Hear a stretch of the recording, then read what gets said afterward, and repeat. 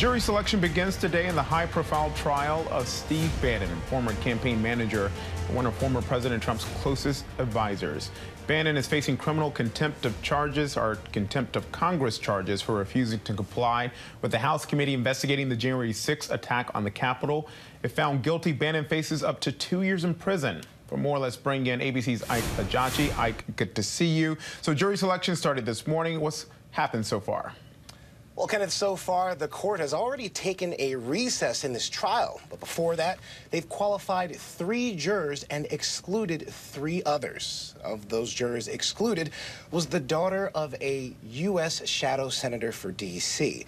Now, of the 3 jurors qualified, 2 men and 1 woman. Now, attorneys have been posing very specific questions to these potential jurors, including if they have any relatives or close friends who were at the Capitol on the day on January 6th.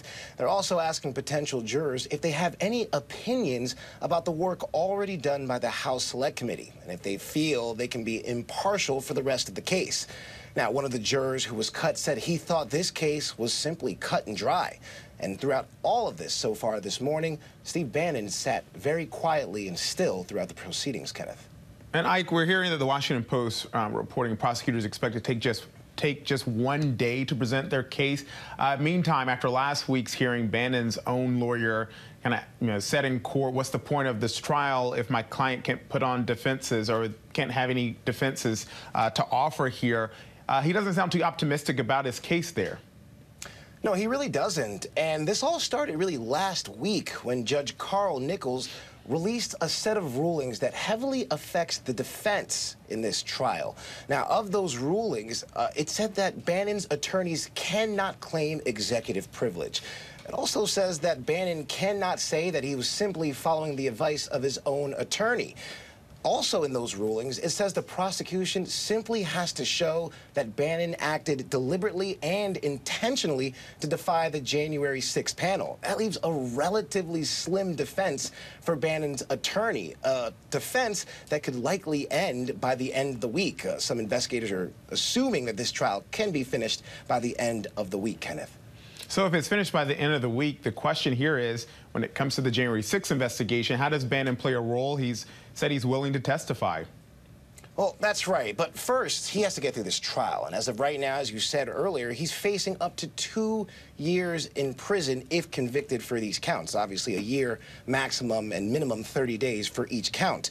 But the committee is still interested in hearing what exactly Bannon was doing on January 5th at the Willard Hotel. That was the location where several Trump supporters met up with Republican lawmakers to see if they can convince those lawmakers to overturn those results of the 2020 election. However, charging Bannon and taking him to trial, as we're seeing right now, significantly decreases the odds he ever provides that evidence to the committee, Kenneth. Yeah, I know you're keeping watch on the Bannon trial, but we've also got that January 6th committee hearing, primetime hearing, actually, on Thursday. What should we expect from that one? That's right. Coming up on Thursday's hearing, the committee wants to show the American people what they call is the full picture of what happened on January 6th. And they're going to start with supposed deleted text messages from the Secret Service. Now, the Secret Service says they've been in contact and they've been cooperating with the House Select Committee since March of 2021. And over the past 18 months, the Secret Service has voluntarily provided dozens of hours of formal testimony and even almost 800,000 unredacted emails, radio transmissions, and operational and planning records. However, it's important to note that the agency did say that any attempt to intentionally delete any kind of text are false. Nevertheless, the House Select Committee will be getting those text messages tomorrow. They will be going over them. And we expect to hear exactly what were on those text messages coming on this Thursday's hearing, Kenneth. And again, that Thursday hearing expected to be a prime time hearing, and we will have full coverage right here on ABC News Live. Hey, Ike Ajachi, thank you so much. Again, our coverage Thursday night, 8 p.m., 5 p.m. Pacific time. Hi, everyone. George Stephanopoulos here. Thanks for checking out the ABC News YouTube channel. If you'd like to get more videos, show highlights, and watch live event coverage, click on the right over here to subscribe to our channel. And don't forget to download the ABC News app for breaking news alerts. Thanks for watching.